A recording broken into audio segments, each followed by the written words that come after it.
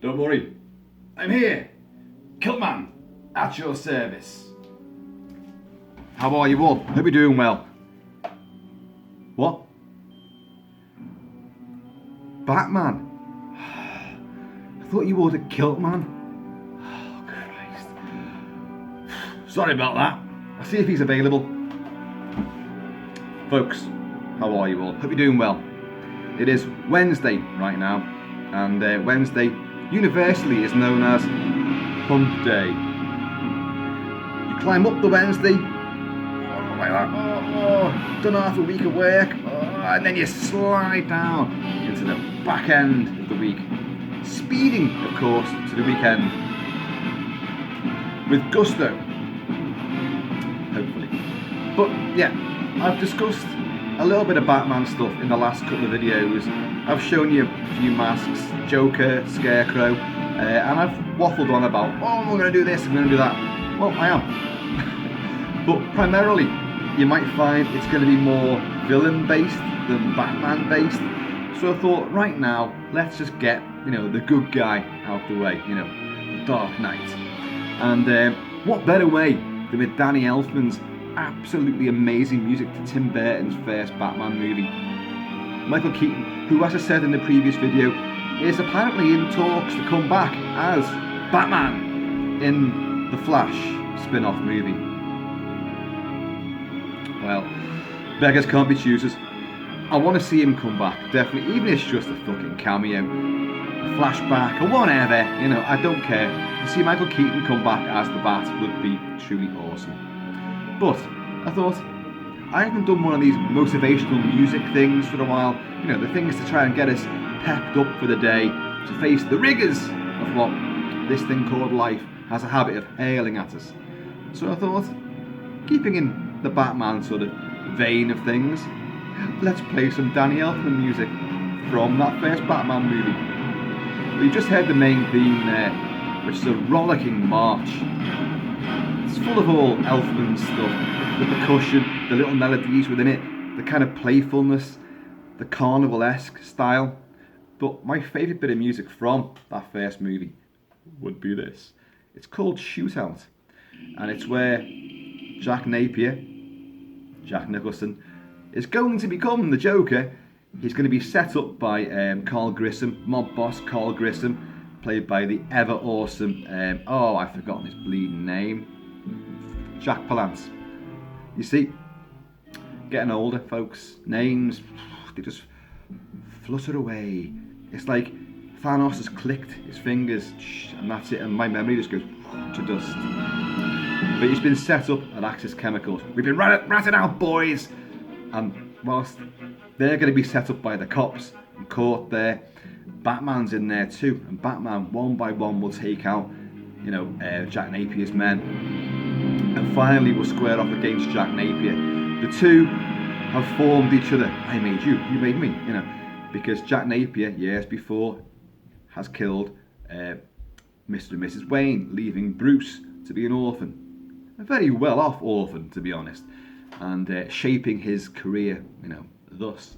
And then, of course, with the ricocheted bullet, which hits Jack Napier in the face, transversing his chops, sends him over a railing into the chemicals, which will then turn his hair green, his skin white, and his then DIY surgery will form this Richter's grin to anchor up the bullet holes, Anyway, you know it, you love it.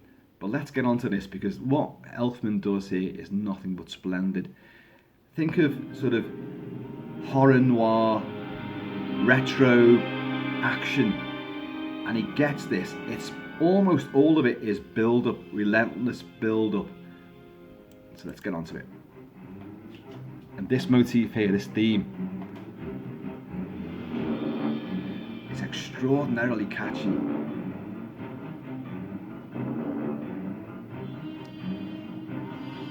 Bellicose tuba.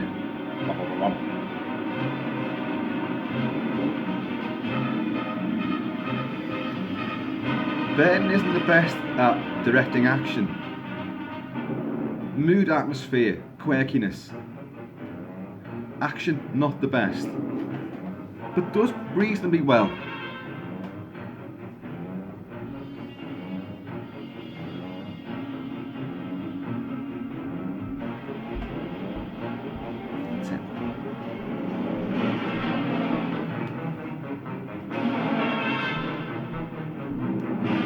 and this chemical plant becomes like almost like a gothic structure in its own right, with shadows playing, flitting figures around pipes and corners, and the Bat just seen in a glimpse of an eye, taking out various goons, while these corrupt coppers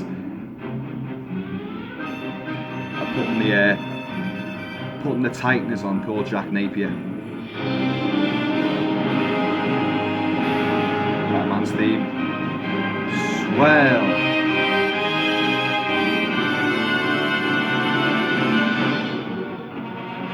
These little flourishes. I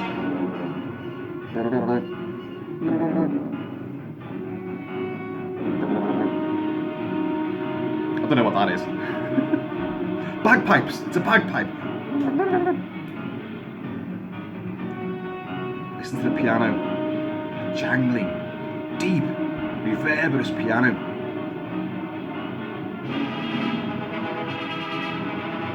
These flurries and trills.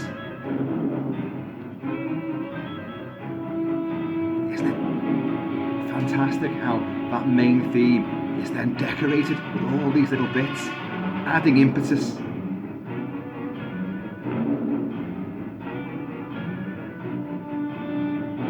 It's got that rolling momentum. Little asides, violence.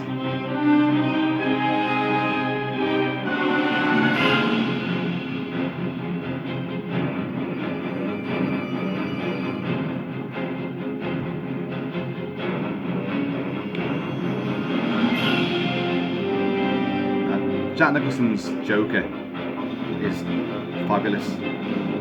I mean, he's frightening as well, and that's the thing. He's frightening in a way that Heath Ledger, who is my favourite Joker, really, one of the best character performances I've ever seen in my life. He's frightening in a realistic, psychotic way, whereas Jack Nicholson, it's the comic book sort of ghoulishness. Literally the clown prince of crime. Very similar to like a horror version of the way Cesar Romero did it in the old Adam West 60s Batman TV show. Because even though that was played for laughs, Cesar Romero, even with the white grease paint over the moustache he refused to shave off for the part, it's still frightening with his little and all that kind of clownish behaviour. Because clowns are terrifying anyway. Look at Pennywise, for God's sake. Look at Donald Trump. And Boris Johnson. Moo! Moo! We're going to ease the lockdown and we're going to get Britain's economy back on the up and up.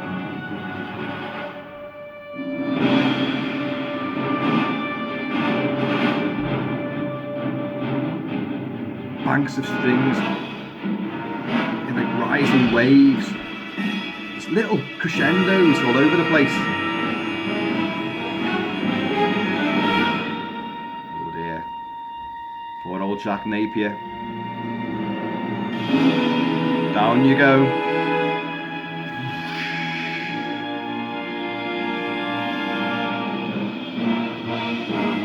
Into the vat of chemicals.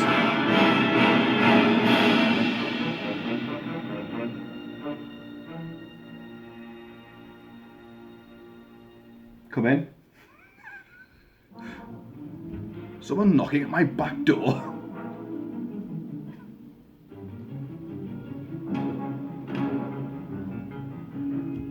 And now the good cops arrive.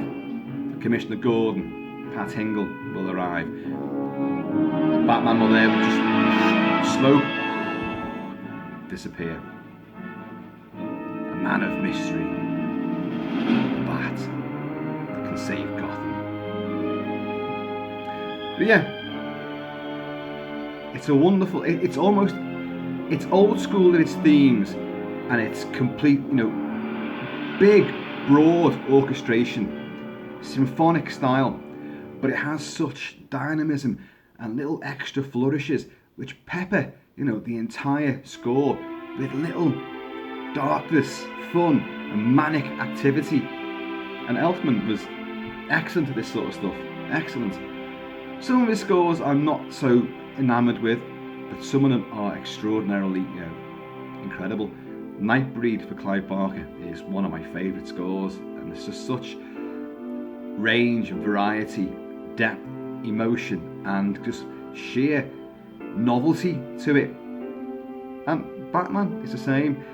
Batman, the score for the first movie, I think is superior to his score for Batman Returns in many, many ways. Although I prefer the film Batman Returns to Batman. Or do I?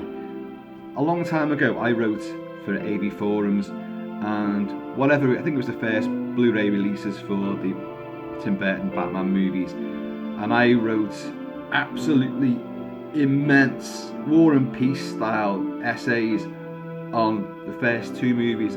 I might have done Forever as well, I might have done that one, can't remember, but they're gone now, they're lost in the mists of time and the digital clouds.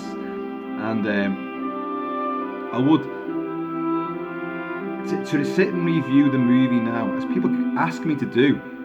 It's in a lot of films they ask me, like Mad Max 2, Escape from New York itself, and these are my favourite movies of all time. When I actually sat down to review them, in text, that took a humongous effort to get all my thoughts across and to really say what I thought about those films. And I thought that's it now. I've done it. In future, I'll only ever refer back to that, But now that they're gone, because they're not on the site anymore. I don't think they are anyway. People ask me, can you give a review on that? And you don't get it. Some people don't understand that it's hard to do it, to sit there and discuss a film that means so much to you, that you've actually really poured your heart and soul out over, and then to try and sit and do it. But I've discovered in the course of doing these, videos, that it's a different medium where you agonise over getting the narrative correct, of fitting things in, slotting it in there, and telling, your essay story, as it were, about the film and how you feel about it. That's one way of doing it. It's a very clinical way of doing it. You can inject a bit of humour here and there, a few asides, your pretentious stuff as well. Oh yeah, we're all guilty of it. But when you sit there and actually discuss like this, what makes this superior to the written word is that you can see when someone is really like, this bit's amazing, oh, you want to watch this, and the sense of humour comes across, and your literal, passion for that movie is completely revealed in a way that the written word cannot possibly compete with. So, although this is why I haven't done some of the big movies, which you all know are my favourites. I might talk around them with masks and props and play the music or whatever, and you'll get little sound bites of review. But to actually sit and compose myself to do it, that's why I haven't done it. And yet, really speaking, I've now just explained how you just do it in a different way, and it will still work, and it might even be, an improvement, because at least you're going to get the genuine passion. Went off on a little one there, but it's because I reviewed Batman, and I reviewed The Dark Knight when I got to a very special premiere of The Dark Knight just before it opened, and I got one of the world's first reviews out there. I did, and it went fucking super viral, and it blew the world apart. But then, within the next 2 or 3 hours, all the other reviews began to filter out, and anyway, what I'm saying is that I may have to get back into reviewing these real mega movies for me. But that's why I've not done them really, and I've talked around things, because to sit down and compose myself for it has always been a bit of a daunting, task. So I've kind of, escaped and evaded.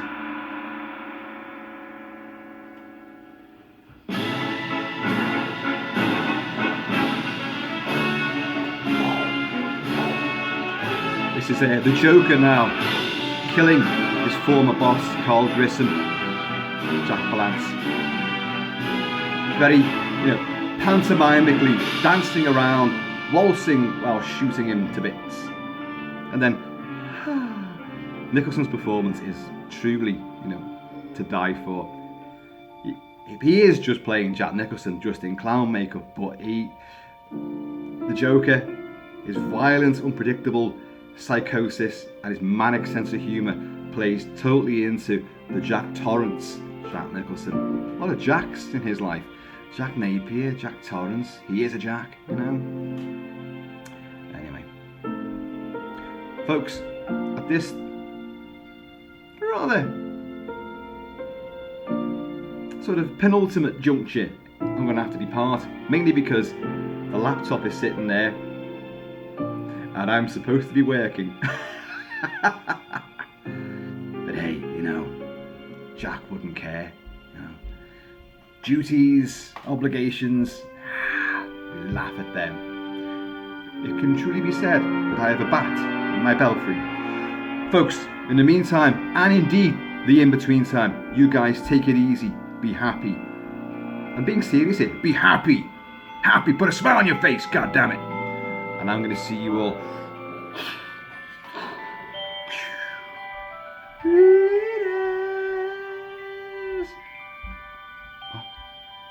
Grease him now?